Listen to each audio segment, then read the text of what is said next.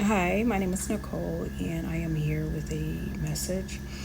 And today I wanted to talk about or expose a spirit, and I wanted to talk about the spirit and expose it because I don't really come across a lot of content on this spirit. I hear a lot about Jezebel. I hear a lot about Leviathan, but I rarely hear about this spirit. And this is one that God has been highlighting to me for quite some time, and I've been doing a study on it. And I it's mentioned several times in the Bible. It is called Belial, the spirit of Belial, and Belial is the Hebrew word for it means wicked, lawlessness, and worthless, and without profit.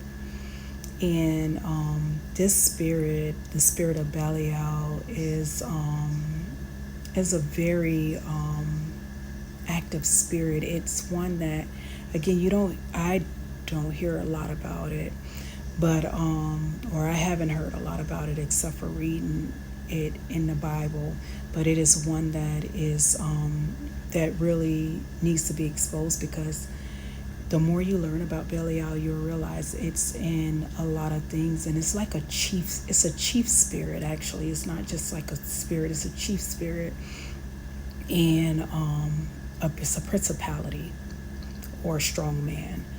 And you see this spirit in operation in so many things in your life. And when you begin to learn more about its traits and how it operates, it'll be like a whole aha moment for you. But I have some notes because, I didn't want to miss anything. Sometimes I kind of rush through to hurry up and complete the video, and I miss things. But the spirit of Belial is a demonic influence or mindset. And this demonic influence or mindset, it embodies lawlessness, wickedness, let's see, rebellion. Almost see, I would have forgot that. Rebellion and corruption and others. And some of the traits are sexual perversion and lust, violence and murder, false accusations and slander, that gossiping thing, the smear campaigns, that, I'm not going to get into that.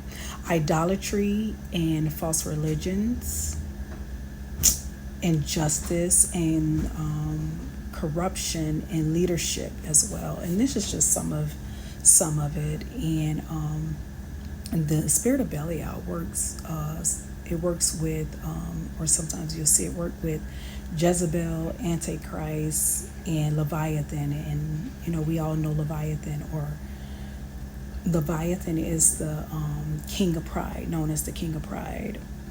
And like I mentioned, it operates as a strongman spirit, and a strongman spirit, again, is a chief spirit. Is usually the main spirit that's in operation in people's lives or in situations. But the long-term effect of tolerating Belial, which is why it's so important for us to know what Belial is, and how it operates in our lives, in our families, in the media, in politics, and education, and so many other areas of influence this spirit is very dominant in. But one of the long-term effects of tolerating Belial is spiritual decay. And spiritual decay is it's a gradual weakening of, like, a person's relationship with God or a community with God, which is pretty much what we've been experiencing. When they took the Bibles out of certain things, or they take God out of certain things, you notice there's a spiritual decay, and corruption settles in. And so it's a spiritual It causes spiritual decay, and it's a decline or erosion of a person or community relationship with God. And it is a slow fade from holiness to compromise. And you see that a lot, where we go from knowing something is wrong to now we're compromising. Oh, it's okay. Oh, it's because this, or we just have to love everyone. And so we start tolerating things that we don't normally tolerate, or we know and we feel is wrong, but the world or culture makes us feel like we have to do it or else. From passion to apathy, and this is one is a very serious one as well, because you go from being passionate about your relationship with God, passionate about your walk with Christ, to now experiencing apathy, where you know little subtle the little subtle sinning you did before, it convicted you, but now those subtle works of sin becomes even bigger sins.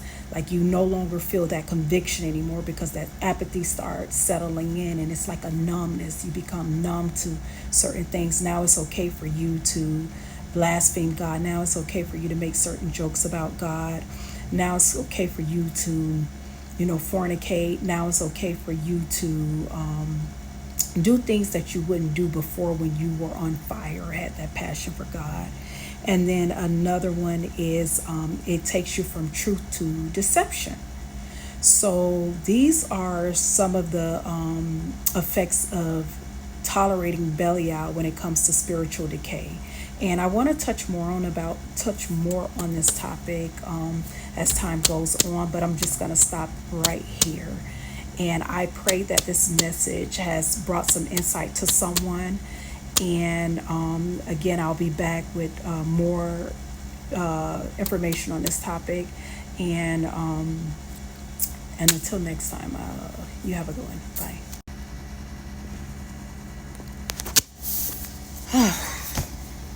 I finally